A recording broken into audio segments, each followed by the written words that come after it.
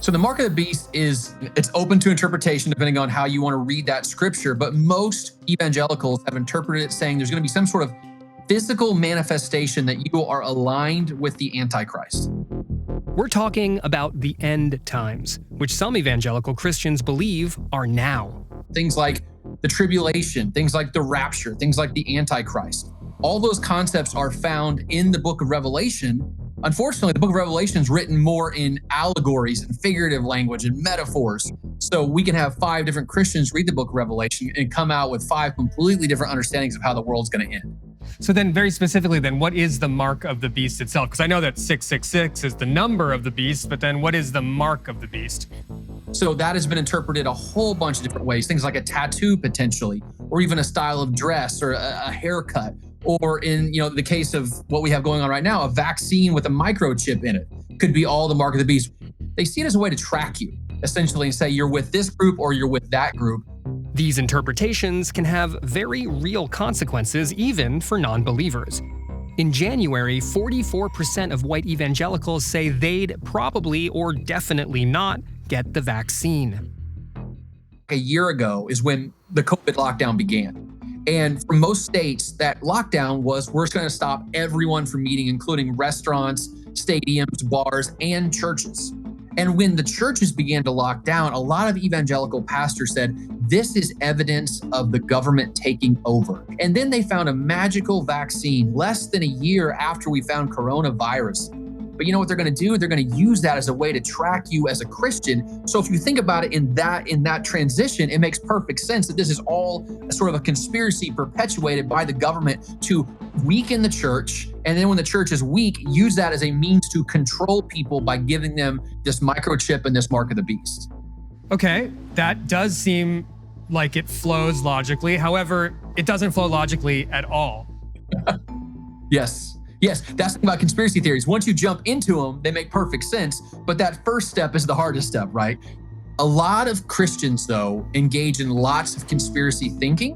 And if you think about what evangelicals believe, I mean, all religion at some level is a belief in magical thinking. Mm-hmm. Whether it be Muslim or a Christian or a Jew, you have to believe in something supernatural that goes beyond understanding of science and reason and logic.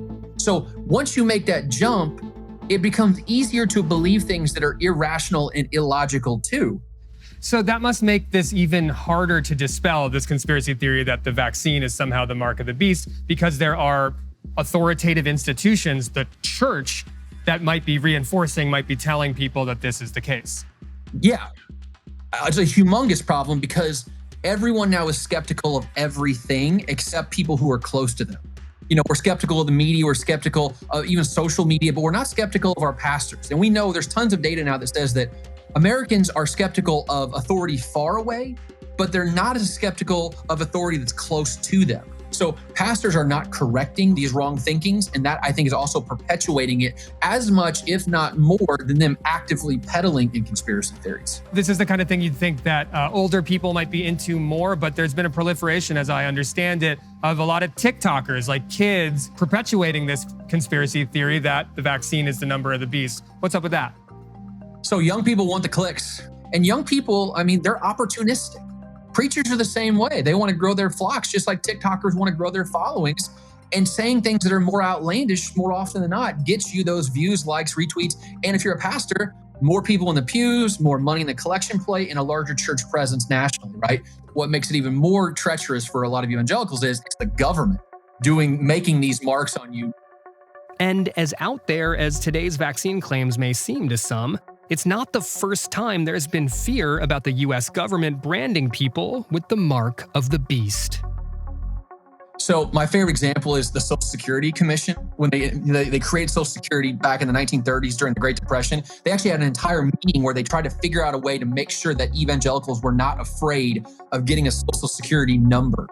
They actually created these guards to make sure that no American would get a Social Security number that had 666 back to back. Because if you got that, then you got the mark of the beast from the government. this kind of thing has been going on for centuries, but it does feel like a crisis, which is to say, if a ton of people start believing that the vaccine is the mark of the beast, then we're kind of in trouble here. And as an evangelical pastor yourself, as someone who's part of the church, what do you do about it? I am actively telling my congregation to get vaccinated. On our bulletin, I said, you should get the vaccine. Here's why. Here's the science behind why it's good for you. And it's a way to love your neighbor. That's why I try to tell them, like, if you believe in the gospel the way that I believe in the gospel, it's not just doing a kindness for you, it's doing a kindness for people around you.